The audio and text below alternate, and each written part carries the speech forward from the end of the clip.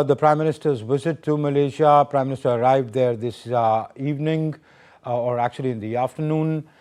We are joined on the show by Veena Sikri, former senior diplomat. Ambassador Sikri, thank you very much for being on the show. Ambassador, why is this visit of the Prime Minister to Malaysia significant? And does it have anything to do with the timing? I think it's significant for many reasons, and I'm very glad that our Prime Minister has gone to Malaysia. I myself have served as India's High Commissioner to Malaysia for 3 years, and I think that it's important, very important, that we pay a lot of serious attention to this great country. Firstly, Malaysia is right now the chairman of ASEAN. It holds the chairmanship of ASEAN. India last year could not participate, our Prime Minister could not go for the ASEAN summit, and he promised at that time that he would be visiting Malaysia soon, and right now he's fulfilling this promise, and he has made this visit. It's his third visit since 2015. It's his third visit to Malaysia. And Prime Minister Anwar Ibrahim has also visited India, during which time we have established the comprehensive strategic partnership with Malaysia. And this is a very important factor. We've seen, as you're showing on your screen, that Prime Minister Anwar Ibrahim himself made a very special gesture by coming to the airport to receive our Prime Minister and then taking him in his own car and to the very important address by our Prime Minister to the Indian diaspora, to the Indian community, which constitutes about 7% of the Malaysian population and is very, very dynamic. And we've seen, as you're showing in the visual, this remarkable cultural event with 800 dancers participating at the same time in this event, which is, set a record, a complete record in Malaysia.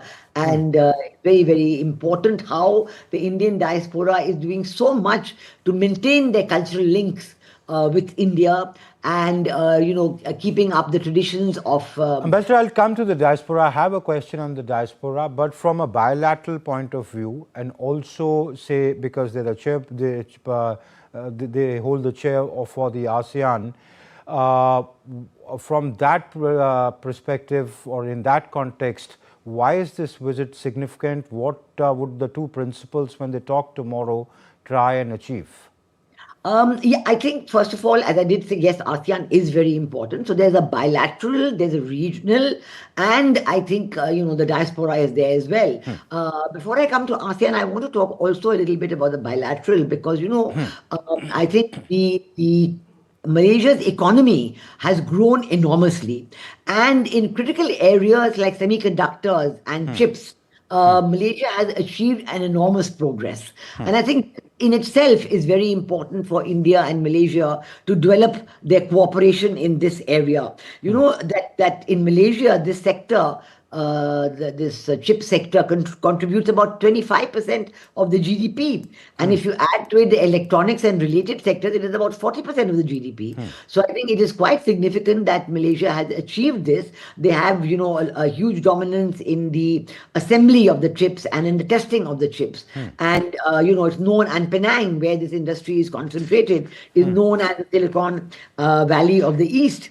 And in fact, Malaysia accounts for 13% of the world global market for chips, including for packaging, assembly, and testing. So I think this just shows that in this day and age where we ourselves, India has made such an important effort and is making this very important effort to achieve, a greater participation in the assembly and manufacturing and testing of chips. That we should talk to Malaysia, work out a bilateral cooperation and see how we can do this together.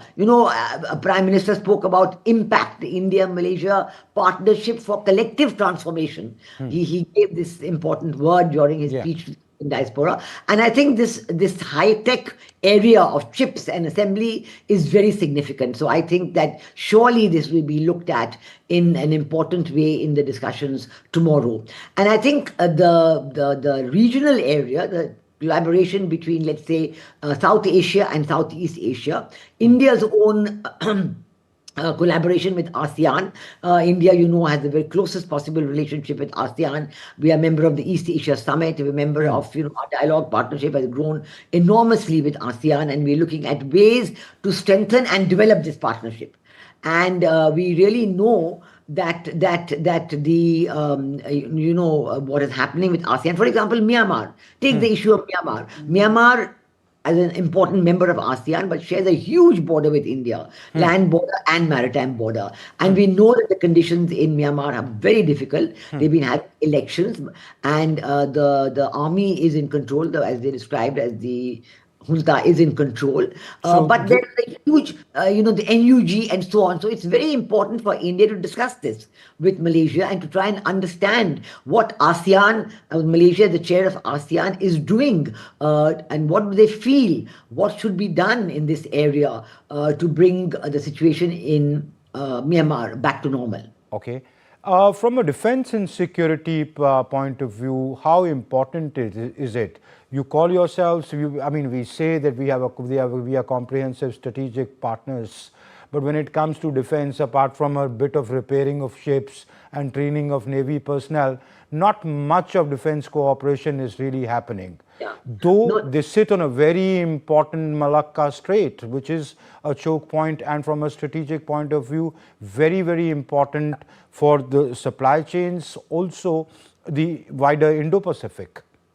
No, absolutely. You're absolutely right on that. And I think that the defense cooperation is very important in the bilateral context. And of course, as you mentioned, sea lanes of communication and Malacca Straits and how we should work on this together. Malaysia is a very critical member of the Indo-Pacific region. And I think this is another area in which we would be talking about, the blue economy, the Indo-Pacific, security in the Indo-Pacific. Now, Malaysia also has a dispute on this area with China as well. Of course, they are very sensitive about handling this, and they are very careful because, as you know, that in Malaysia, the Chinese community is very big and very large, and China has a very special relationship. Yeah, they have a dispute, but they don't have a confrontational attitude towards China. They rather try and talk it and work it out through dialogue. Yeah. That's right. So I think for us, we have to we're looking to strengthen our defense cooperation. You're right, some Navy cooperation, Air Force cooperation,